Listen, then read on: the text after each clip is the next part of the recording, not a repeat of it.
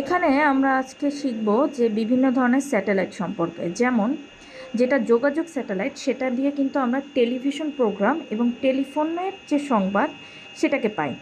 আর আবহাওয়া স্যাটেলাইটের কাজ হচ্ছে আবহাওয়া পর্যবেক্ষণের কাজে। আর পৃথিবীর পর্যবেক্ষণকারী স্যাটেলাইট, মানে মূলত স্যাটেলাইট বলতে আমরা এটাকেই বুঝি, সেটা হচ্ছে পৃথিবী পৃষ্ঠে সুস্পষ্ট চিত্র দিতে পারে। আর সামরিক বা গোয়েন্দা স্যাটেলাইট, যে মাঝে মাঝে গোয়েন্দার কাজ করার জন্য সামরিক বাহিনীতে এই ধরনের স্যাটেলাইট ব্যবহার করা হয়, তাই এর নাম গোয়েন্দা স্যাটেলাইট। নৌ পরিবহন স্যাটেলাইটগুলো হচ্ছে গাড়ি বা সামুদ্রিক জাহাজ বা বিমান, এদের অবস্থান সঠিকভাবে নির্ণয়ের জন্য ব্যবহৃত হয়। আর জ্যোতির্বিজ্ঞান বিষয়ক স্যাটেলাইট যেগুলো, সেগুলো হচ্ছে টেলিস্কোপ ব্যবহার করা হয় এবং দূরবীক্ষণ যন্ত্র ব্যবহার করা হয়। এটার মাধ্যমে মহাবিশ্বের যে অজানা তথ্য আছে সেগুলো।